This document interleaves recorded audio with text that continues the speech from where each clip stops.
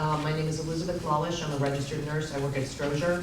John H. Stroger, otherwise known as Cook County Hospital in the city of Chicago.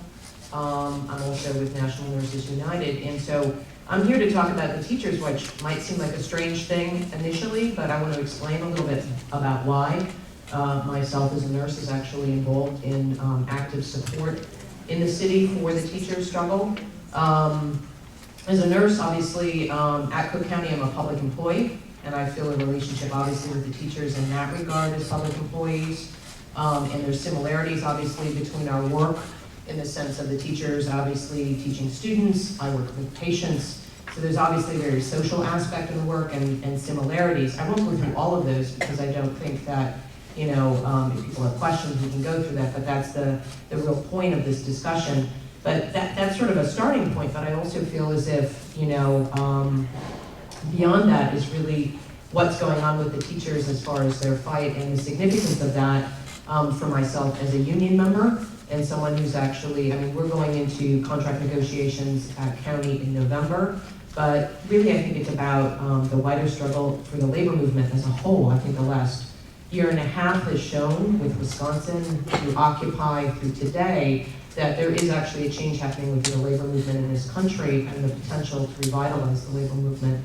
And I feel as if the struggle of the teachers really is not only a struggle in the city of Chicago, but is a very important labor struggle nationally and also globally. I don't know if people caught, there was an article in The Guardian actually to that regard earlier this week, which I think actually puts it really well. And the title of it is Chicago Teachers Could Strike a Blow for Organized Labor Globally.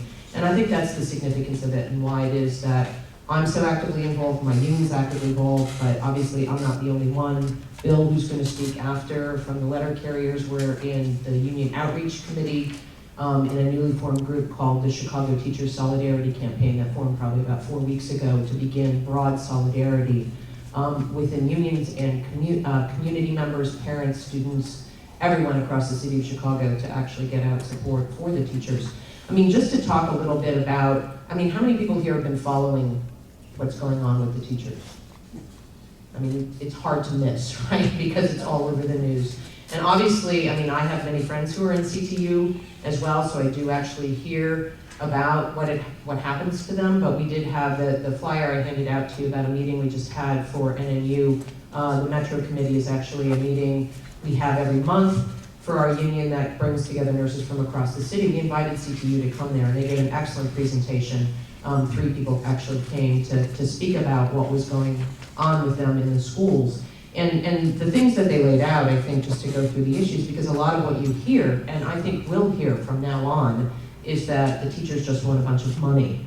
And it doesn't actually look at the conditions of what teachers are facing day to day in their classrooms. I mean, they went through, you know, the idea that often their classes are not adequately staffed. So people may or may not know this, but they can have classes as large as between 30 and 40 students, depending on if you're in a grade school or if you're in high school, it varies. That there have been a lot of school closures, and they haven't necessarily been called school closures. Sometimes in the city, the Chicago Public Schools likes to, and Rahm Emanuel and Brazard like to call them turnarounds. Sounds really fancy, but what it means is actually firing the entire staff and turning that school around, and then people have to be rehired all over again. So that actually happened in the late winter, early spring. So that whole idea that those closed facilities, they said, actually impact, in particular, Black, Latino, and immigrant communities most heavily, because most of the places where those have been happening in the city are in both the south and the west side. And they're actually talking about closing hundreds of them come this next year as well. It's also about privatization. People probably have seen that they're talking about with their budget, because CPS came out with its budget last year, that they, for this next year and the year after, that they're poor, but they're actually putting public school money into charter schools.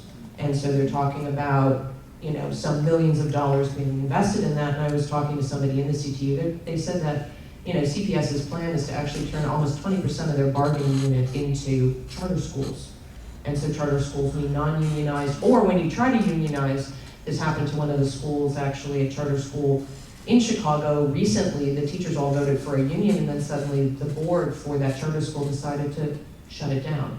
I mean, that's still a battle that's in process, and actually they backed off because there was a protest. But that's a big part of it. It's also about merit pay, so the whole idea that teachers will only be, paid based on test scores, which is ridiculous because it takes the teaching out of teaching, right? You teach because you actually want to expand people's and children's minds, and the whole idea of what it means to actually provide a quality public education gets taken out of that.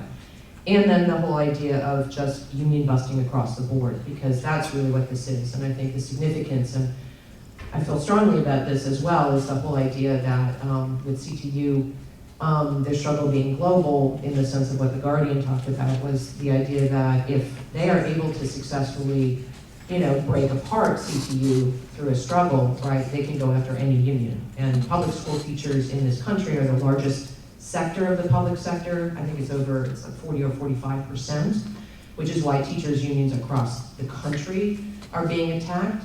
But so the success of this struggle, even if they don't go into a strike, but if they do, really will impact what will happen to teachers and unions across the country, and into the not just public sector, but private sector as well. And then fundamentally, they just said, is the complete lack of respect. Like, the people who are not being brought into the discussion are the people who actually do the work every day, right? So the people who actually run the Board of Ed, people may be familiar with who Rahm Emanuel has appointed, probably most notably is Penny Pritzker, who is one of the richest women in the country, who heads up the Hyatt, is the heiress to the Hyatt fortune. Obviously these people, and then it's filled up with a whole bunch of people who, and I'm sure the teachers here, I'm not a teacher, so I don't claim to know all the ins and outs of it, so I'm a little bit of a novice as far as everybody who's on the board, but really people who are about privatizing our schools, are school reformers, but are really about people who are in the process of taking away the public out of school education. So to me, I mean, I think that's really what's at stake. And if people have got questions about that, I mean, the best thing that I've read that the CTU has put out about these conditions, and when we went to our meeting on Wednesday, a lot of nurses are very much in support of the teachers, but they were shocked at the fact of the class sizes, the fact that there is no music, PE, physical education, or art classes, the fact that, well, there was a school nurse that came to speak. She said that the ratio of, it's 1 nurse to 2,000 students in the public schools. So the ancillary staff, that sort of, you're talking about kids who are diabetic or have seizures or whatever. I mean, as a nurse, it makes me crazy to think about that because you can't, I already have too many patients to take care of at county, and that's anytime, sometimes 6 to 8 patients. Having 2,000 children to take care of is unbelievable. I know someone who's an occupational therapist who just started, and she has anywhere between 40 and 45 children that she needs to take care of, at any given time. So the ancillary staff, the fact that you don't have psychologists, people like that. So some of those basic things in the study that they produced, sorry, I kind of got off that, which I think is really phenomenal, and everyone should go to the CTU website if you haven't, is a study produced called The Schools Our Children Deserve. It's right off on the main website. It's probably about 50-page report that they, I think, did with the University of Illinois Chicago. It's a phenomenal thing that we should distribute to people, because once you see, especially with all the debate about the money being out there, all the teachers are just greedy, they're paid $70,000 a year, I heard on WBEZ, isn't that horrible? I mean, the idea is that these are the real issues that teachers are fighting around, and they actually said that coming out of the rejection of the fact finder report, which just came out earlier this week.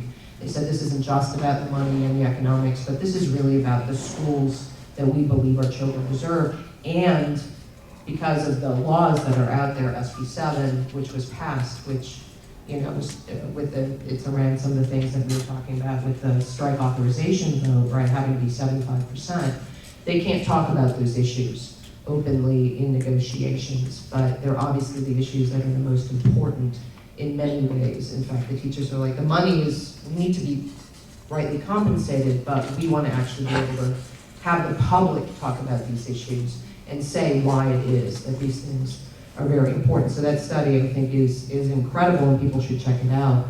And then, I just think, just to wrap up with some of this stuff about what we're doing, I mean, right now is the time to go on the offensive, because I do feel like SB 7, State Bill 7, which was passed with the help of, what was the group? It's Stand on. we call them stand-on children. I just think that them, with the state legislature and ROM, obviously thought that they could really do in the CTU by having an incredibly high margin for the strike authorization vote. Obviously it was 98%.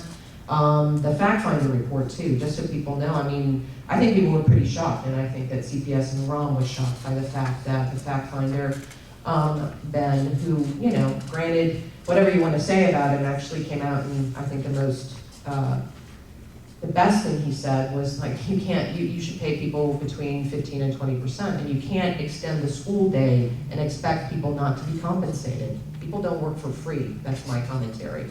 And you can't, you just can't do that to people. And the CTU has even said, look, we're not opposed to a longer school day, but where's the money, where's the resources, and what are we planning on doing with that? But I think the fact that Ben came out and said, for the work that the teachers do, they should be duly compensated. I think it was something close to 15% after you do all the math. That's a blow to ROM and to the CPS. Okay. And then the other thing is, just like I said, all the permissive issues. That's the one thing that we actually have to raise, and those are all the things about the social aspects of teaching. Lastly is, I have less than a minute, is really people should check out the flyers that we handed out. The Chicago Teacher Solidarity Campaign meets every Monday at 6:30 at Workers United. I know you're up here in Batavia or wherever you might be, away from the city of Chicago potentially. There's a lot you could do. There are opt-eds that people could write to the paper. You could have a teacher actually come out to speak to your union or whatever community group, or be Skyped in, getting out the information. I think, passing resolutions. All those are things that we're working on. Holding community meetings.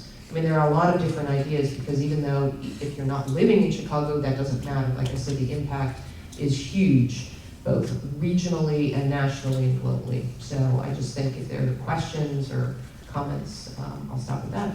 Good. Thank you.